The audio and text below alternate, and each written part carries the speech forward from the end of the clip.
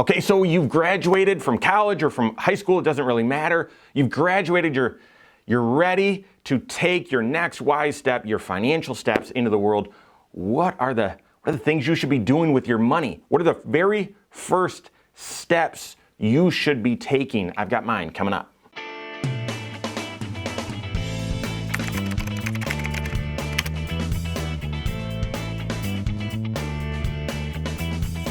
My name is Mike Bernard. I'm the host of the Wise Money Show. I'm also one of the certified financial planners right here at Korhorn Financial Group. Make sure you hit that subscribe button, turn on notifications, and smash that thumbs up button. All right, it's springtime. I don't know when you're watching this, but I'm recording it. Springtime.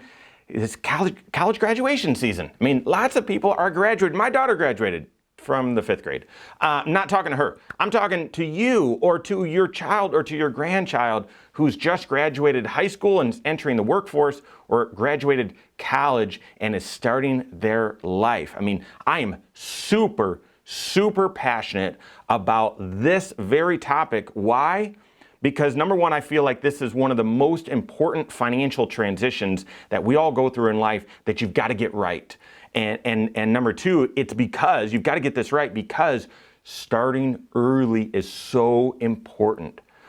Probably the season of your life where you make the biggest financial decisions is probably between ages 20 and 30. I mean, right when you're starting those habits, right when you're graduating college, once you're making those big decisions, that's either going to set you up for success or it's going to set you up in a situation where you're going to spend the rest of your financial life responding to these early decisions, trying to correct course, okay? And so get started the right way. How do you do that? If I can just brain dump, here's what I would tell you to do. Number one, from your very first paycheck, I don't care if it's at Blockbuster, they don't exist anymore, or wherever, okay? From your very first paycheck, start saving 15% into your 401k. 15%, is that the right number? I don't know. I don't know your situation. I don't know if you inherited a whole bunch of money. I don't know if you got tons of student loan debt. I have no idea. I would start the habit of saving. I would just pick 15% so you've got that habit, okay? Already, have you seen the TikTok video of the guy who gets his first paycheck, the kid who gets his first paycheck, and he opens it up, he's all excited, he's got a big smile on his face, opens it up, and then sees the taxes. It's like, he gets mad. He gets really mad, gets out of the car, very frustrated. I don't think it was made up. But the dad says he was frustrated about FICA taxes. Yeah, FICA is 7.65% of your paycheck that automatically comes out. And then in addition, federal taxes and state taxes and anything else. But FICA is what is withdrawn from your paycheck to set money aside, in theory, for your Social Security and your health insurance and retirement. So Medicare and your Social Security. 7% is not enough. It's not enough. So much so that your employer has to match that 7% as well. And that's still not enough. So let me say that differently. The reason why I'm bringing this up, if you have to do 7%, your employer is doing 7%, 7.65 each of you, so together 15%, that's not enough. That's not enough. You already know that. Social Security is not going to be enough for you to retire on a loan. So I would encourage you, start doing your own 15% as well. Figure out a way to live on what's left. You're not arguing, you might not like FICA, but you're not arguing with it. You're going to figure out a way to live on what's left. So start from your very first paycheck, building that habit of saving 15% and don't stop. Life throws you a curveball. Don't stop. Oh, you don't have a 401k? Start saving 15% into a Roth IRA, right? Don't stop. Start 15% saving towards retirement. Don't stop. Next, attack your student loans. Stop. I don't want to hear the excuse. Attack your student loans. What are those excuses? Well, they're going to pay them off. They're going to forgive them. It's way too much. I didn't get the job that I wanted right away. My job's not paying right away. It's going to take me forever to pay these off. I don't care. Attack them. Those are all legitimate reasons. They're all legitimate excuses, just like the excuses that I had why I didn't run this morning on the treadmill. I just walked, right? I would have been better off running. And you'd be better off running and attacking those student loans than letting them fester and take permanent residence in your life. Most student loans are set up on a 20, 25, 30-year payoff structure. Do you really want to still be paying on your college education when you are 55? You don't. You don't. And I don't want you to miss out on a freebie if they're going to forgive student loans or whatever. I just don't know if they're going to do that. And I don't know when, I don't know how much, I don't know the ramifications. I know that you, if you've got student loans, you made a promise. You give me this money, I'll use it to get an education, and I'll then go use that education to earn money and I'll pay you back. That's the deal, okay? So gazelle-like intensity, pay off those student loans. Student loans are some of the riskiest debt that anyone can have because there's no collateral with them. They're not discharged with bankruptcy. The interest rates are a lot higher. Most people think, oh, student loans, it's innocent. I'm sure those are good interest rates. No, terrible interest rate, okay? So go after them, gazelle-like intensity. Do not let your student loans take permanent residence in your financial life. Make tons of sacrifices. Get those student loans paid off as quickly as possible. Third, be careful with your rent or your mortgage. What do I mean by that? For most of us, your biggest expense per month is where you live. It's your mortgage or it's your apartment. That's a choice. That's a choice that you make. So be careful. I'm seeing more and more luxury apartment complexes coming up. Nothing against those, and you want to have a certain lifestyle and you want to live in a safe place and all that sort of stuff. I get all of that. You've just got to balance it with the finances. It's very easy because that's such a foundational decision. It's very easy for you to say, I'm going to buy this house or I'm going to live in this area. And then you say yes to that, and then you've got to fit the rest of your financial life within it. And so like after that, right? And so if you make a decision on a cheaper apartment, that means you've got more money at your disposal to go towards other things.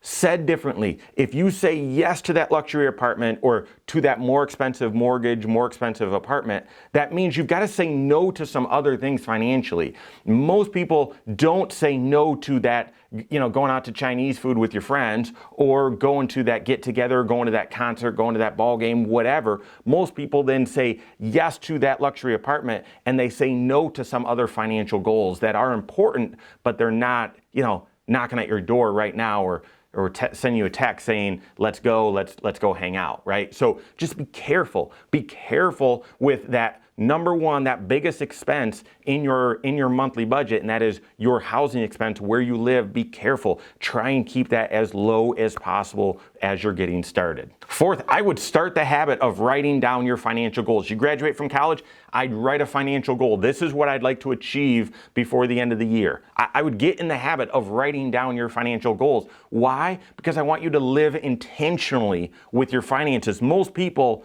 don't show up and have fantastic financial success by accident.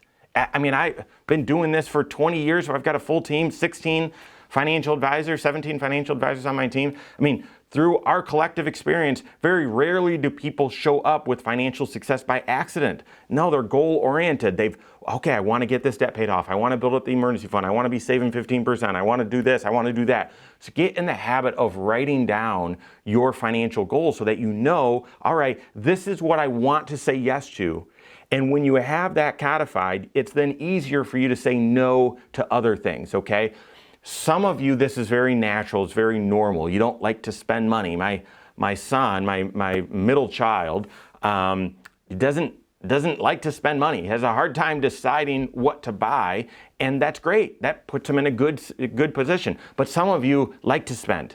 And so whether this is easy or difficult, start the habit. Start the habit of writing down your financial goals, because if it is difficult, getting started now will make it easier in the future, okay? So start the habit of writing down your financial goals. Fifth, but easily could have been number one, make the commitment right now to never, ever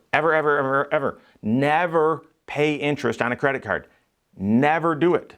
So what does that mean? Use a credit card, great, because you're just graduating college, you need to build up your credit score, you need to build up your financial reputation, but only charge something that you've got the cash to pay off. That's it. That's the secret. That's how you build your credit score. That's how you might get some points if you're into that game and never have to pay the cost. That's how you win, right? All those points that credit cards offer, those go to the winners, right? Who pays for those points? Well, number one, the retail institutions, but that's a whole different story. Oftentimes, it's the people that are paying the interest. Reap the reward, don't pay the interest, okay? Receive the points, don't pay for them, okay? So, never, ever, ever, ever, ever, make the commitment right now, never, ever pay interest on a credit card. Pay your balance off in full every single month. Sixth, get in the habit of budgeting. I know that sounds crazy and you're just getting your financial life started right now. Maybe this is the first real paycheck you've had. Maybe this is the first real set of bills that you've had out on your own. That's the point. Right as you're getting, okay, this is the monthly income I should expect. If I'm working a set amount of hours or if I'm on salary, this is what I should expect every month. And then these are my bills. The rent is this, and the auto insurance is this, then the cable bill is this, and blah, blah, blah, blah, blah, okay? I'll probably spend X amount going to the grocery store, X amount going out to eat with my friends, X amount, blah, blah, blah. Start building that rough budget. Work with your certified financial planner. Get in that habit. That too will seem difficult or awkward at first. Get through that difficult time now so that it becomes easier for you over your life. Start the habit of budgeting right now. Next, and this one is awkward. I just did a video about how to make great financial decisions when you get engaged, but it is a choice. Now hopefully it's a choice of the heart. You're falling in love, but one financial choice that you've got to be very careful about is who you're going to marry. And so obviously follow your heart. You marry for love, but you marry for life. And you marry the good and the bad. And so financially, just follow the right process as you're getting married and as you get engaged. I just did a video about it yesterday. So check that out. Work with a certified financial planner so that as you choose who you're going to marry, you guys get started financially. I mean, one of the most financially devastating occurrences that people go through is going through a divorce. Financially, you basically have to restart. You start over.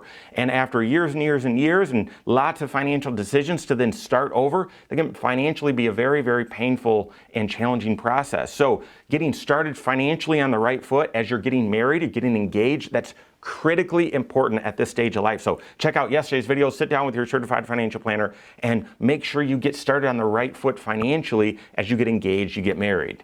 And then lastly, if I'm graduating college right now and I'm starting in a career working, I'm not in finance, I'd want to hire that skill.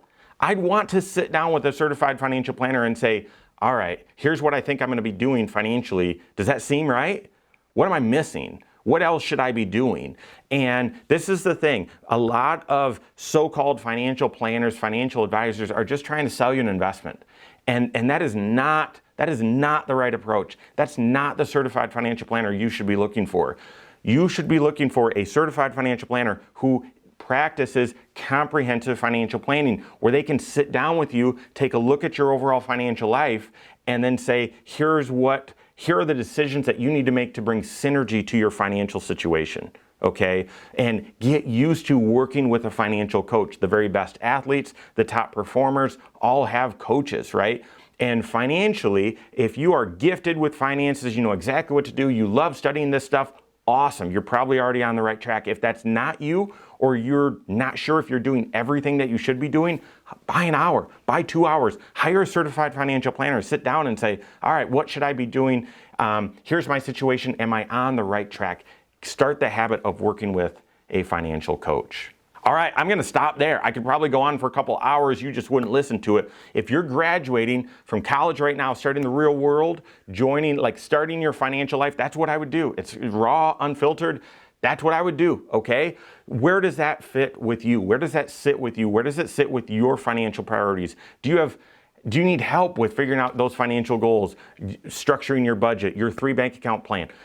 Work with your certified financial planner on that. If you don't have a CFP, you can contact one on my team. Find us online, corehorn.com. That's Corehorn with a K. wisemoneyshow.com. You can find us there as well, or send us an email, info@corehorn.com. All right, there you have it. Go out and take your next wise step in your financial life.